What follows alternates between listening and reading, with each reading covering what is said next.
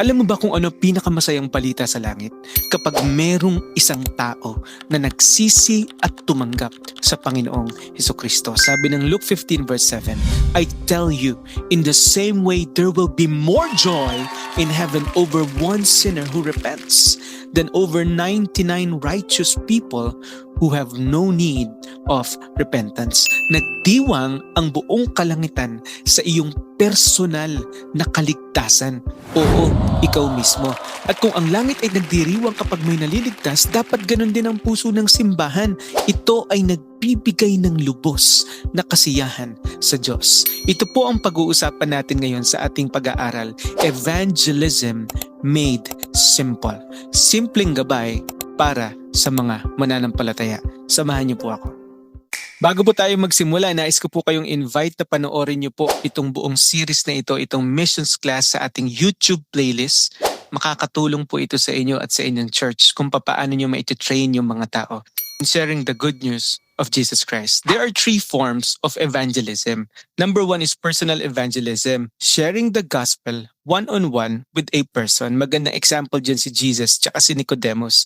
Nung pumunta si Nicodemus kay Jesus ng gabi, kasi nahihiya siya, teacher of the law siya, nagtanong siya kay Jesus, papaano po ba ako maliligtas?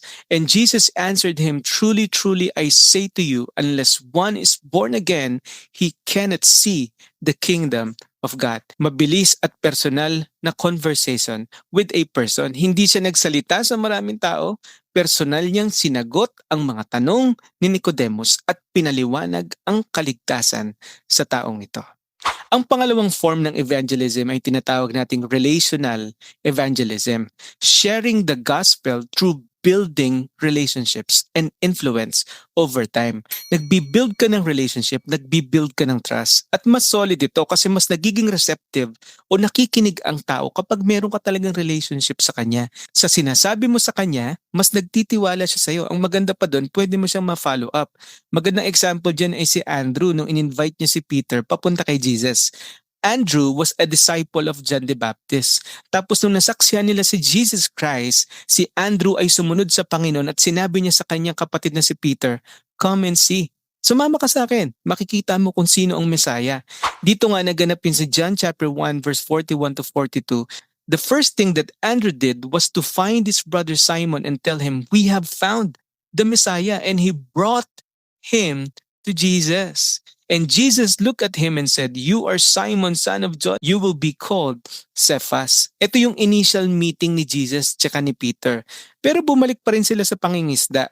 In Luke chapter 5, natagpuan sila ni Jesus sa palaisdaan at doon tinawag sila ng Panginoon. At ang sabi ni Jesus sa kanila, do not be afraid. From now on, you will be catching men. You will be fishers of men. And they left everything and followed him. Hindi nag-preach si Andrew, pero dinala niya yung kapatid niya na si Peter kay Jesus.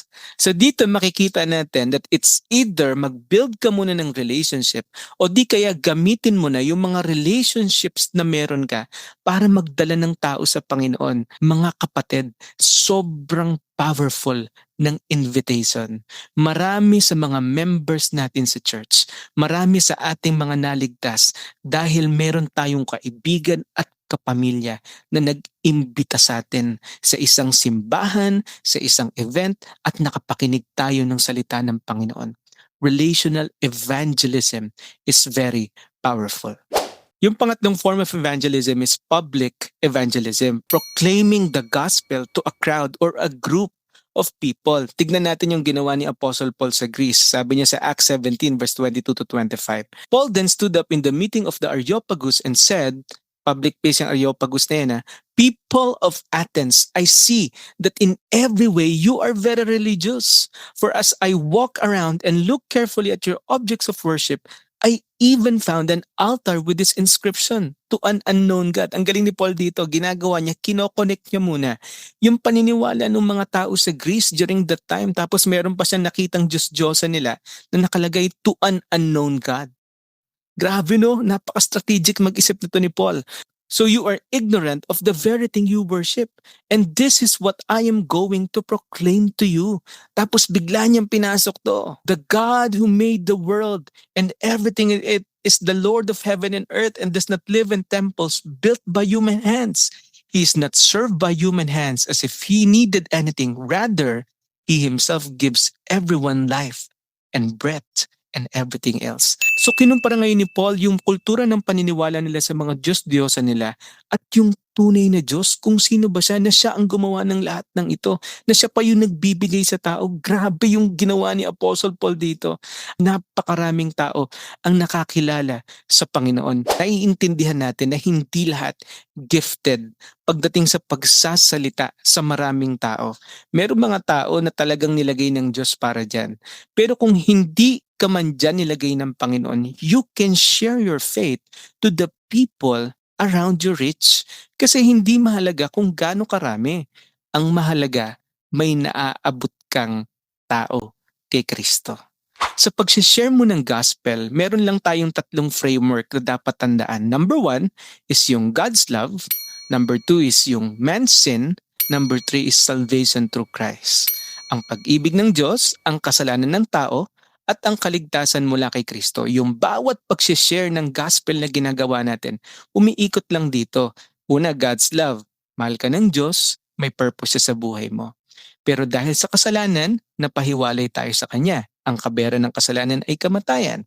At dahil doon, si Kristo ay namatay sa krus ng Kalbaryo at muli siyang nabuhay. At ang sino mang sumampalataya sa Kanya ay hindi mapahamak kundi magkaroon ng buhay na walang hanggan.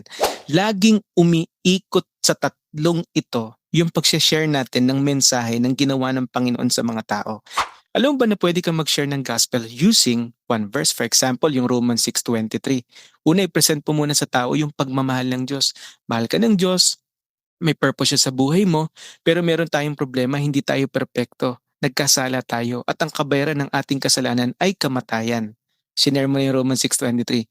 But the gift of God, pero may regalo si Kristo para sa atin.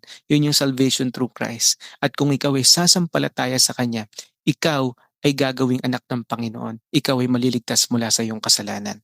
So through that one verse only, na memorize mo, ay pwede ka nang mag-share ng gospel.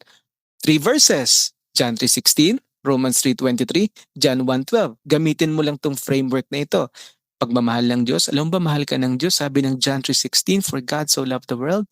Pero meron tayong problema. Romans 3:23, for all have sinned and fallen short of the glory of God. Man sin.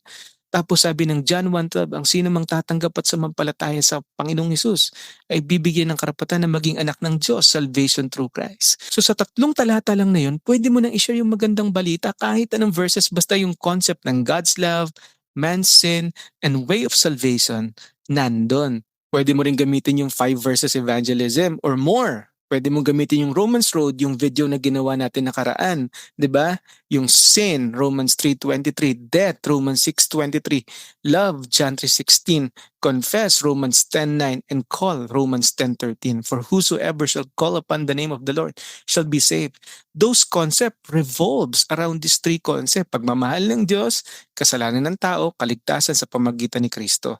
Iba-iba yung ways, pero dito umiikot yung mensahe ng salita ng Panginoon. So mas gagawin pa nating simple ito. When we share the gospel, when we tell the good news, yan yung ibig sabihin ng evangelism. Number 1, you can share your testimony. Sino ka noon? Paano mo natagpuan si Kristo? Sino ka na ngayon? Ito yung ginawa ni Jesus sa buhay mo. John 9:25, for example, dati akong bulag. Ngayon, nakakita na ako. Hindi mo naman kailangang i-detail yung nangyari sa buhay mo noon. Just a simple and short testimony ay pwede mo nang i-share kung ano yung ginawa ng Diyos sa'yo. Hindi nila kukontrahin yan kasi kwento mo yan eh. Kwento yan ng Panginoon sa buhay mo. Pangalawa, share the good news of Jesus. Dito na papasok yung pinag-aralan natin kanina. Ito yung ginawa ni Jesus para sa ating lahat. God's love, man's sin, salvation through Christ. Sabi ng Romans 5:8, habang makasalanan pa tayo, namatay na si Kristo para sa atin. God's love, man's sin, salvation through Christ. At siyempre, invite them to respond. Tandaan natin na ang evangelism is more than just telling the truth.